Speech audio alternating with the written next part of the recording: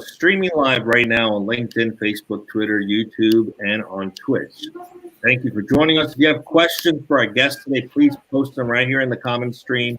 We'd love to hear from you. Today we have Christy McCann, who's going to be talking to us about the culture of learning. I'm very excited to have her on, and I'm also excited to introduce our co-hosts today. We have Carlos from Mexico City.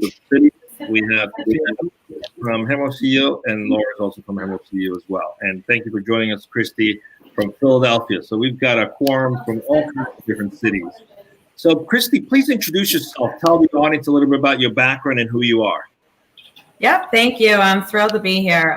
So, Christy McCann Flynn, and I am CEO and founder of GoCoach. I am actually a former HR executive, now turned entrepreneur, which I still laugh at. That wasn't something that I sought to do. I actually created this company out of anger and frustration. Having been in HR for so long, it was really tiresome of seeing people leave organizations due to lack of skill development. And then at the same time, the amount of people that we've thrown out of organizations due to the fact that they lack certain skills.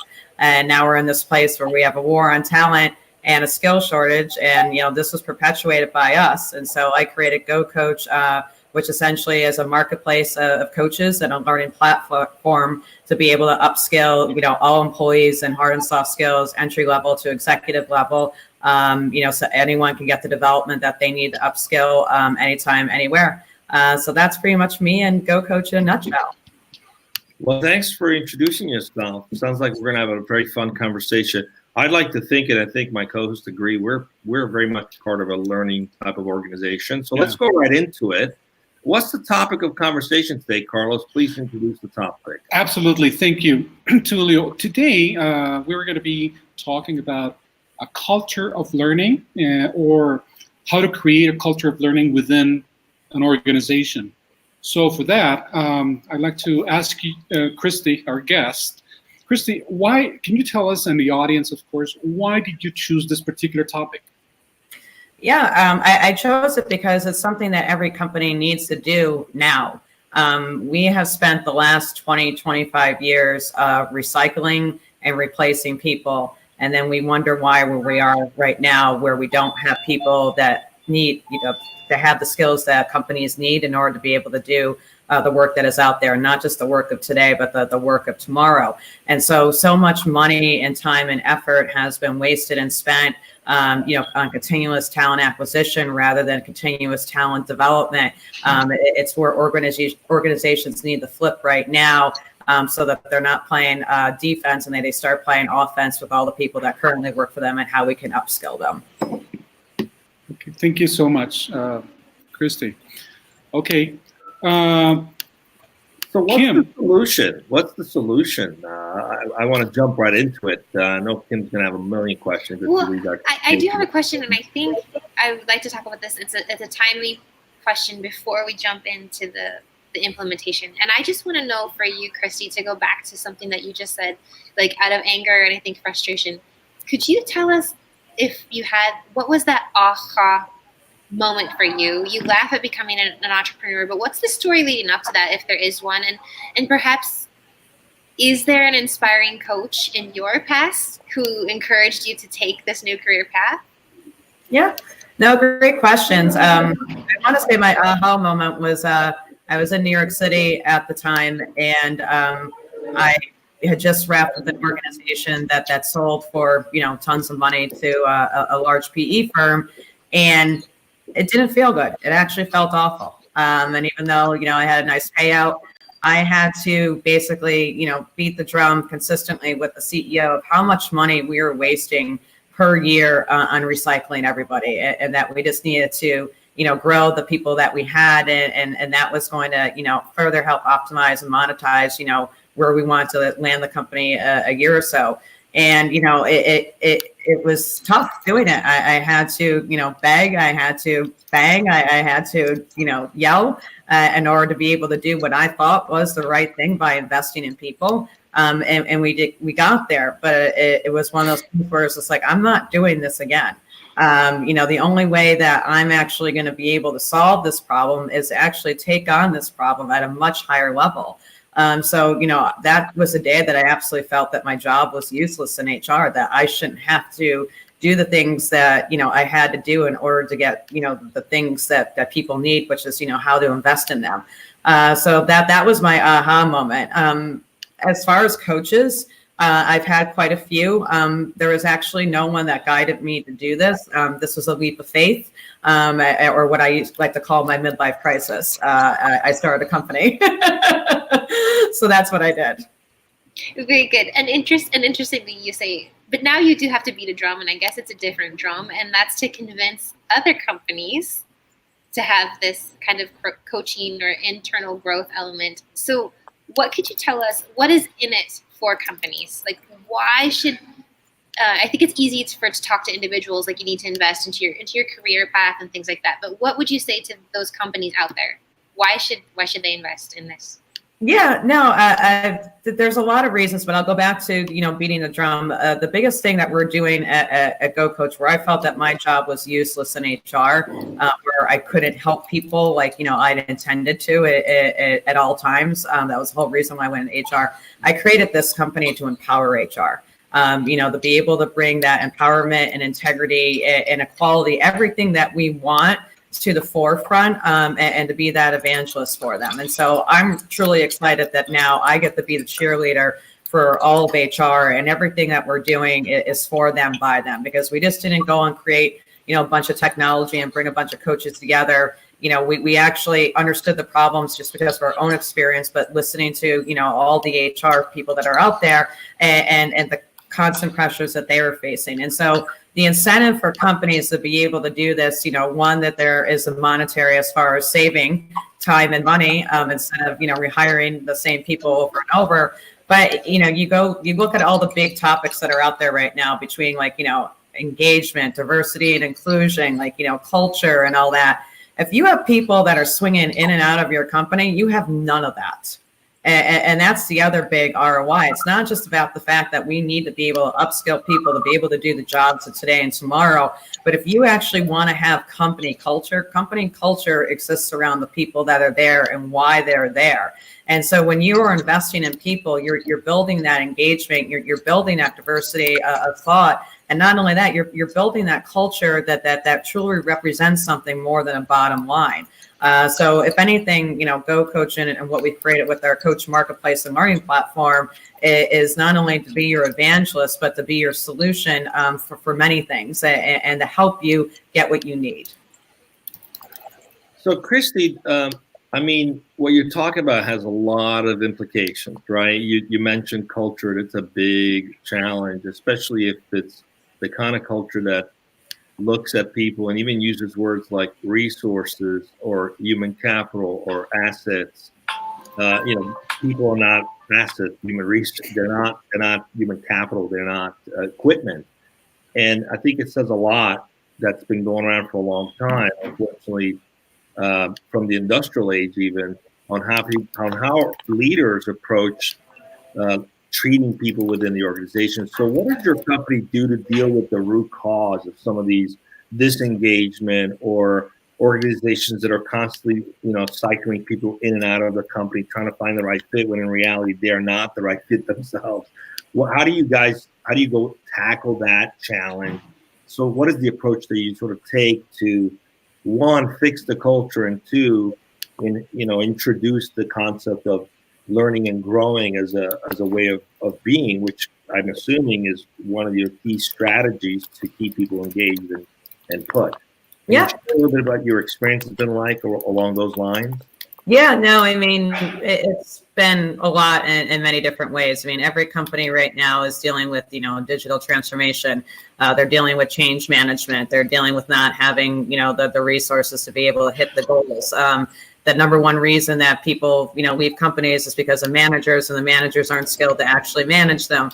Right now we have close to 71% of people that actively have jobs looking for other jobs because they're unhappy. So this has all, been out there for years. And the problem is that we just kept on doing the same thing, thinking that, we would get to a different outcome, but you can't get to a different outcome without trying new things. And the way that I've always seen it is that education is the path to everything. when you're to give it like a situation or circumstance, like, I was in HR for 20 years. The majority of the coaching and development I did was, people coming in and not being able to deal with their manager. And then you peel back the layers of the onion as to, why can't they communicate with their manager? And then you find out, well, one, they don't have the core competencies to be able to do their job. They're hired to, be a product manager, but they don't know how to build a product roadmap. And so if they don't have a great relationship with their manager, it's really difficult to say like, hey, I don't know how to do this. Can you help me? That there isn't that safe and supportive place for people to be able to get the help that they need. Because, constantly we're in organizations where we're giving them grades, i.e. performance reviews, but we're not giving them education. It's just like, oh, Christy, you're terrible at your communication skills. Okay, let's figure out a way that could be better at my communication skills. And that doesn't happen. So we give grades without any education. And so, I think that when you add that investment of people and an opportunity for them, it starts to open up the paths of all the different things, with culture and engagement and diversity, because you're starting with them. You're never going to be able to fix those problems when you don't go back to the core, and the core is people. It's interesting. I almost equate it to like a marriage, right? You go into it, there's excitement and there's a lot of synergy and chemistry, and you know why you're getting into it. But along the way, your stuff comes up, right? And you've got to learn how to deal with your stuff and how to deal with both people's stuff, right? And sometimes you go and get a therapist and you work through it in order to be committed to that long-term relationship. It sounds as though maybe companies ought to look at it the same way in terms of, hey, if it's not working out, maybe their stuff need to work out with the employee. They need to learn something. They need to develop some new skills. Or maybe you as a leader or manager need to learn some new skills too. Is that what you're saying? And how does that work? Can you give some examples of where that worked really well and where that failed miserably? Love to learn from those lessons. Yeah, I mean, everything starts with trust. If you have trust with your team and you have trust, with the people that you work with, it's a really good starting point. But a lot of times people don't have that starting point, that they have a laundry list of goals that they have to be able to meet and exceed. And if they don't, then they're not going to be there. And if they do, then, they might be able to get that promotion, but there's a big what if. And it's very difficult for people to ask, like, what they don't know, because a lot of times people don't know what they don't know. And so if you don't have that trusted relationship, with your comrades that you're working with and with your manager, it's going to be really hard to be able to fulfill a lot of other things. And so the way that I look at it is that, it's a three-prong approach. It's one, being able to create a safe and supportive environment for people to be able to learn and grow. And then two, it's being able to provide them opportunities that are viable educational opportunities to be able to help them, with all the different things that people need to unlock within their potential. And then the third thing is that, you become an actual legitimate resource. I mean, we are living in a time right now where social media is fact and social media is education. And the problem is that social media has killed all inference. It's killed all critical thinking. It's all, it's killed all the different things that we need to be more solution oriented. And so, when I look at, the many things that are happening, within our company, and we see the data, that the story behind the data is truly important, because it's a starting point in order to be able to get to a safe place to be able to learn and grow. And I know this, in particular, I want to say it was my second job out of school, and I got my first performance review, and I got told all the things that I did great at, and then I got told all the things that, I didn't do so good at. And I was like, okay. I was just like, and my manager was like, do you have any questions? I'm like, yeah. I'm like, why didn't you tell me all the things that I wasn't good at earlier? You went an entire year to tell me that I was terrible at communication. And meanwhile, I've been bothering people and upsetting people left and right. And then number two, it's just like, all right, now that you've told me all these things that I need to improve on, where can I go get the help? And it was, to be quite honest, it was fruitless. And I walked out of that performance review and I was just like, this is a joke. And if you don't have that, connection or trust or solution, then why are we wasting all this time giving critical feedback to everybody when there's no, output for a solution of what's next? Yeah, it actually reminds me a lot of something that we as a company here at Nearsoft use as inspiration when we developed a program of ours that we're calling the Peak Team program. And we referred back to a book by a man called Patrick Lencioni. I think I pronounced that correctly. The 5 Dysfunctions of a Team. Yep. And I'm hearing you say this element of trust. And a lot of this comes down to just these soft skills that we're expecting people to know, but people might not have. So you already mentioned this foundation of trust. And then a lot of times we have this fear of conflict. So we don't know how to speak our minds. And then we're not allowed to speak our minds. So then we have a lack of buy-in or this lack of commitment. And then we're not holding one another accountable. And then ultimately we're not getting those results that we want, right? Which are these 5 dysfunctions. So I hear a lot about that, and it goes back to this element of trust and this ability, I think, to be vulnerable in your workplace. There's my Brene Brown. She's my girl. Love that. But going back to this idea, once companies have this buy-in, okay, like they understand this, I think we've got 2 questions, and these actually came about internally from our own people here at Nearsoft. And I think there's 2 of them, and I'll kind of shoot them out there, and you can determine which one you want to answer first. But one is, let's say we have this buy-in. How do we, I think this is the order. Well, number 1, how can companies reconcile this with their free hours, their billing hours, and get that buy-in and get their people trained? Like, what's the practicality of this? What are some of the creative solutions to make this happen, and finding that space? And then once you find that space and you have this initiative and this excitement going, how can we maintain that momentum? Yep. No, they're great questions. So, when it comes to how people find the time and, billable or non-billable, let's just put it this way. If you're making, learning non-billable, then you're not getting back that learning. And so, learning should be part of anybody's core job and should be part of their core competencies in their development plan.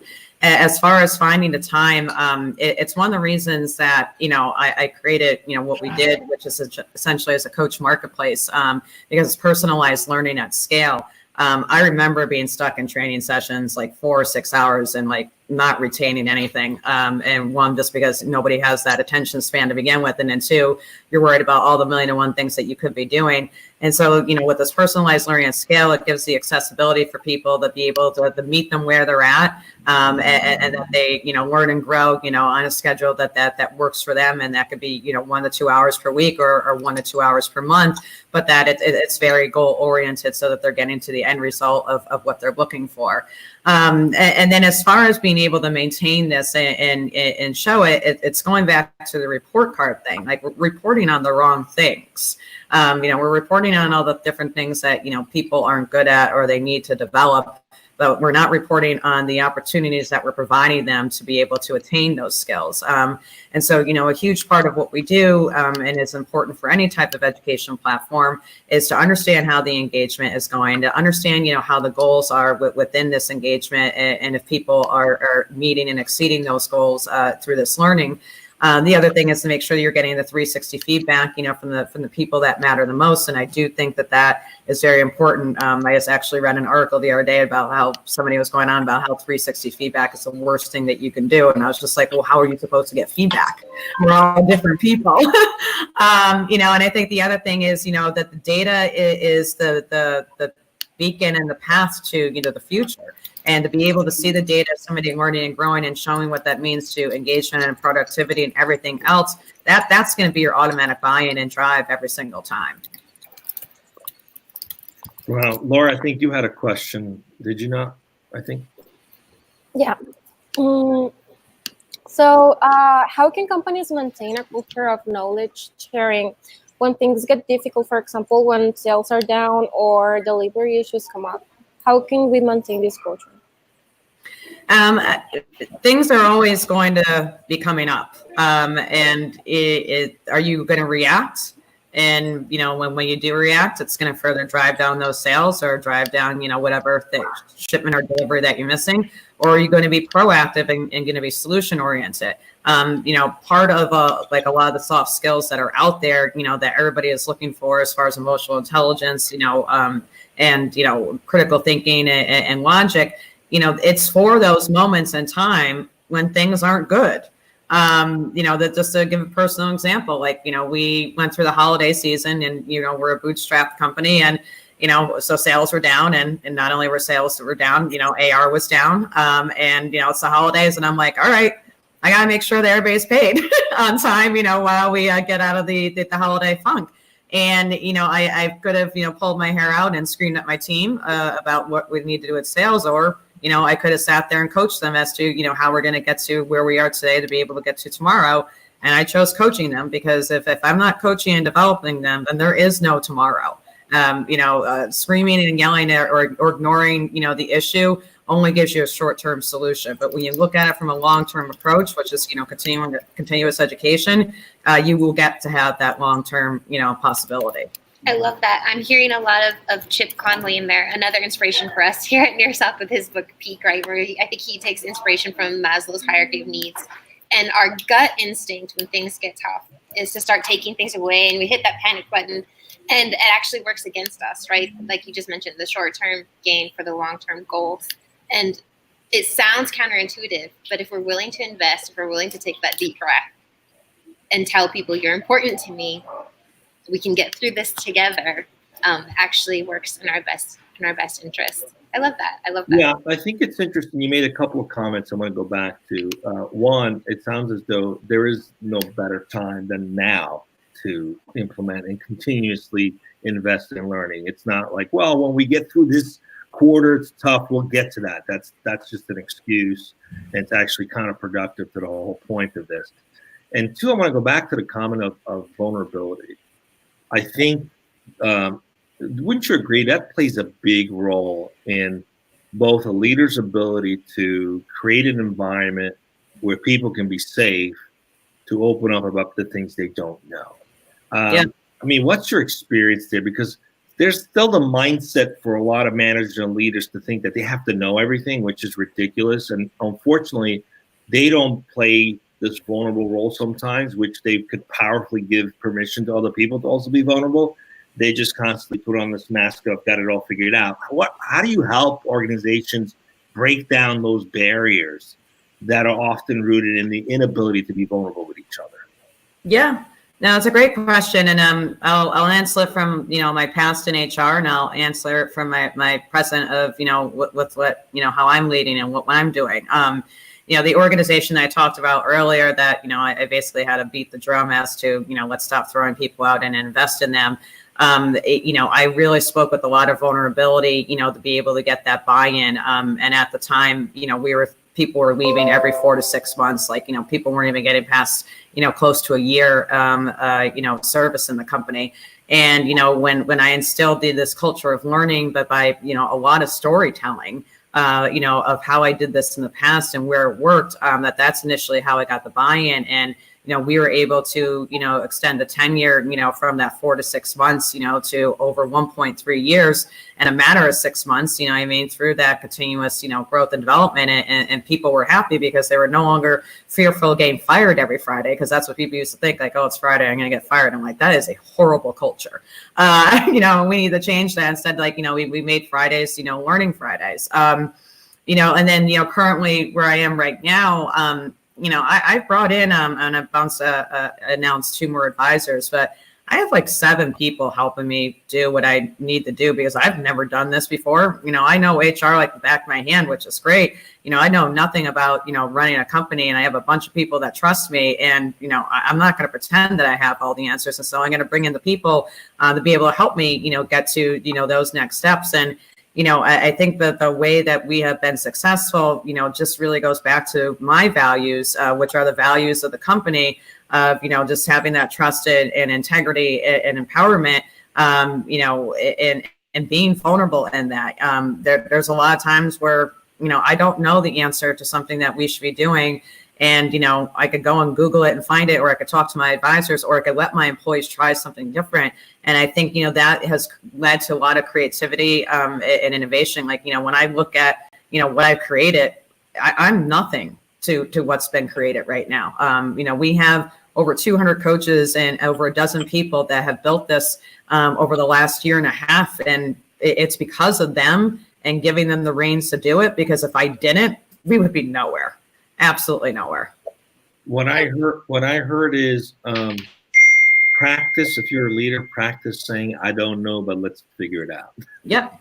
I was just going to say that the power of 3 simple words. I don't know. I don't know. Yeah. And I think that's that's the basis, right, of learning. You can't learn until you're willing to admit, I don't know. Yeah. And it's, you know, you make a mistake, that's fine. You know, I mean, just don't make the same mistake twice. And I think but you don't really grow. Like I actually penned my last article, like just because I was frustrated about something, about how failure is your friend. You got to fail, you know, in order to figure out what you need to do next. And I think that there's a lot of good things that come out of failure, but it comes with trying. I personally think of failure the way science looks at it, right? It's just another successful, proven hypothesis that didn't work. So in essence, there's no such thing as failure. It's just one more proven way it didn't work.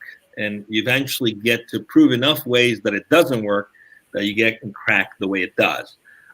So we're coming up on time. Do you have a list of like 3, 5, or 10 key things that organizations should do like right now to begin to go on a journey of creating a learning organization? What would those be if you could share them with listeners? Yeah, number one, give your HR people money. Like I'm sick and tired of HR having to fight with money.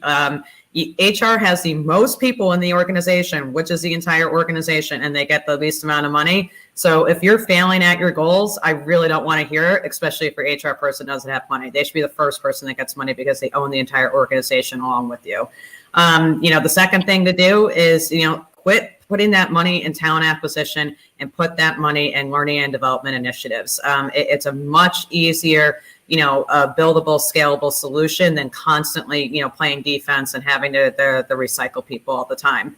The other big thing is to be able to show and depict, you know, your company value. And, you know, we have all these companies out there that say they have these values, and then you see, you know, things on social media where there's rampant sexual harassment and discrimination going on. So practice what you preach and actually do it. And when you do, then your people will be able to believe in you. And if you can't do that, then ask for help. Like, you know, we're at a time right now, especially where there's been a lot of leaders that have been leading for, you know, 20, 30 years. And the way that they've been leading, you know, has been successful. But like, you know, now the pendulum's swinging back, you know, the human, it's just like, nope, that's not the way we should be leading. We need to be leading with more heart and with more empathy. And, you know, leaders can't flip that switch automatically. And so it's important for them to understand, you know, what they need to do to further themselves and to learn and grow, or they're not going to be in a position of leadership.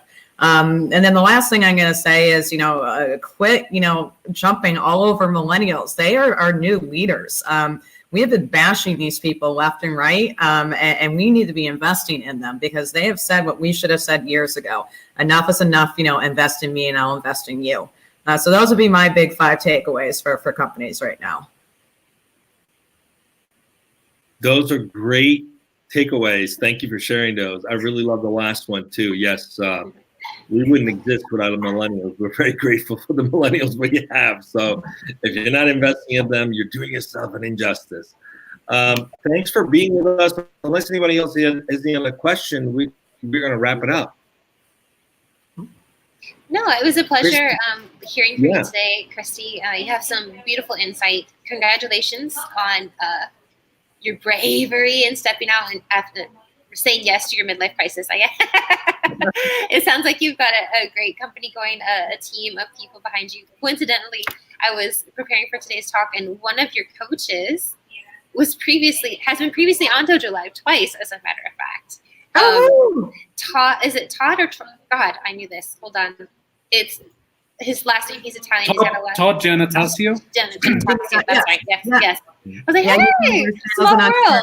Yeah. Well, we're connected now. That's what we're doing. We're connecting it with educators. So instead of 5 degrees from Kevin Bacon, it's 5 degrees from Dojo Live. Yeah. We recycle our guests too, but in a good way. Carl, coming up next. Oh, by the way, for those watching, Monday we're going to have the recap show at 1 p.m. If you've watched this and you came up with some good points from this, send them to any one of the hosts here. We would love to have you participate live on the video recap with us. You get your 10 minutes of fame. And then, Carlos, what's coming up next week? With our guest? Absolutely, Tulio. Next week, we are going to be having a conversation with Michael Posker, the co-founder of Zeotag. Zeotag is basically a company that enhances media player automatically So that's kind of in a nutshell. I don't have the topic yet, as you know, for some reason. I think it's January still, so they're kind of lagging topics. The kind of so I don't have it yet, but it's going to be happening. I'm sorry, what was that? We'll keep it interesting no matter what the We'll topic. keep it interesting, no matter what the topic is, Tulio. You got it right. So that's Michael Puskar from Zeotap. And that's next week here on Dojo Live, 1 p.m. Pacific. Thanks, everyone. Have a good one. Thank Have a you. good one, everyone. Thank you. Bye. Thank you, Christy. Bye. Bye-bye. Oh, she popped out.